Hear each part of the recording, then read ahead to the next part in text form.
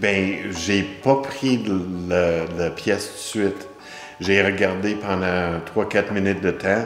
J'ai lu la capsule qu'il y avait dessus un bon 5-6 fois avant de prendre dans mes mains.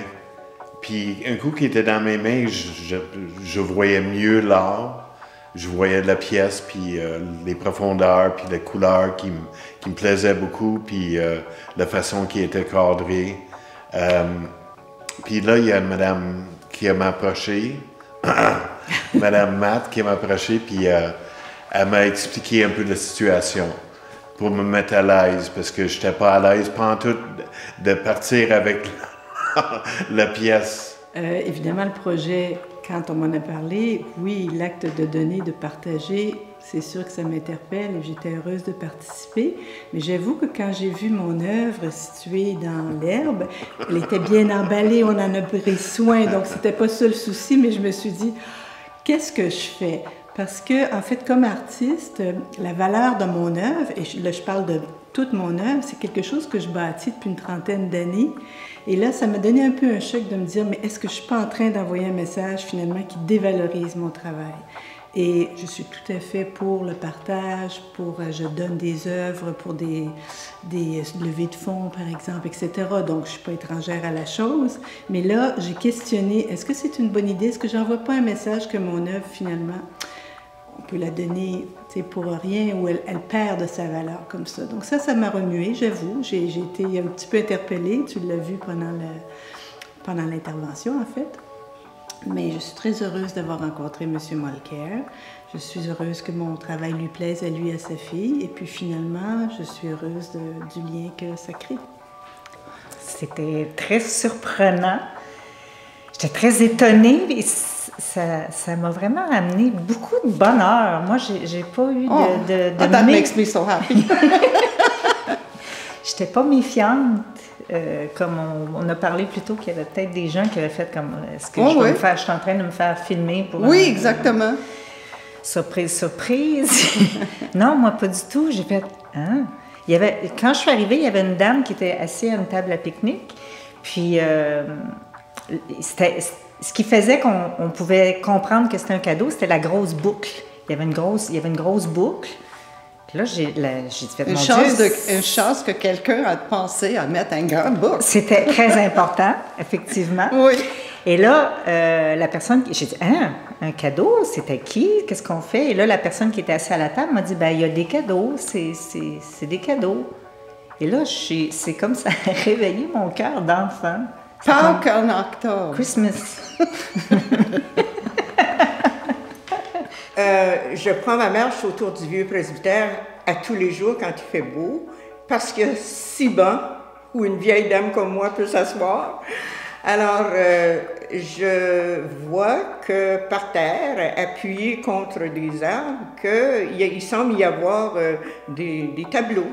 Et je vois ce tableau qui semble être des coquelicots ou des pavots.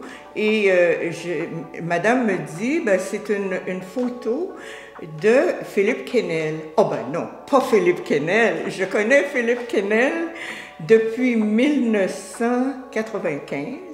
À prime abord, c'était un peu gênant. Est-ce que c'est vraiment un cadeau? Est-ce que c'est mais là, on voyait bien que c'était marqué journée culturelle, puis tout ça. Puis j'étais en même temps qu'une dame qui était avec son papa.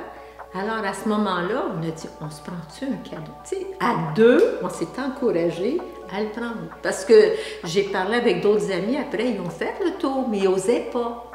Alors à ce moment-là, ça a été une très, très, très belle surprise, surtout quand je l'ai ouvert, puis j'ai vu que l'artiste, c'était Johanna. Vous m'avez approché, vous, Madame Matt. Et puis à ce moment-là, c'était une très, très, très agréable surprise. Surtout la montagne, c'est un refuge depuis des années. Alors, moi, ça fait 40... Mon Dieu, ça fait 48 ans que je reste à Saint-Bruno. La montagne n'a plus beaucoup de secrets pour moi. Alors, je revoyais l'œuvre, je disais, ça peut pas être plus beau. J'étais très, très, très, très choyée. Quand le projet m'a été présenté, J'ai tout de suite accepté parce que je considérais que c'était comme presque un acte d'amour vis-à-vis des arts. Parce que je pense que dans notre milieu, les gens apprécient beaucoup l'art et sont probablement prêts à vivre une expérience comme ça. De se faire donner quelque chose pour rien aujourd'hui, c'est exceptionnellement rare. C'est rare qu'on reçoit un cadeau par hasard à la fin d'une marche, puis j'en viens toujours pas, je pense. Non. N'importe quoi qu'on peut faire pour encourager un rapprochement entre le monde puis les artistes, c'est toujours un plus. Moi, la comparaison que j'ai utilisée, c'est comme mettre une paire de pantalons dans le parc. C'est pas forcément la prochaine personne qui va prendre les pantalons, ça va leur faire. C'est pas forcément la bonne grandeur, la bonne couleur. Donc, l'art va pas plaire à tout le monde. Mais c'est quand même intéressant. Puis, par tout hasard, c'est Ginette de mon cours de yoga qui a trouvé mon art. Et je pense que ça part du bon karma. Oh, absolument. C'est une belle façon d'aller vers les gens. On peut faire des expositions, j'ai fait des expositions de photos, les gens viennent nous voir, tandis que là, c'est un peu le contraire, c'est d'aller vers les gens, je trouve. Moi, ton œuvre, elle a généré des émotions. Oh, wow! OK. All that. Des belles émotions. Merci. Merci. J'espère que vous avez beaucoup de plaisir avec. C'est bien parti. C'est notre prof de yoga, elle dit souvent, on dit oui à la vie. Oui, puis c'est sûr que ce projet nous a demandé les deux de dire oui à la vie.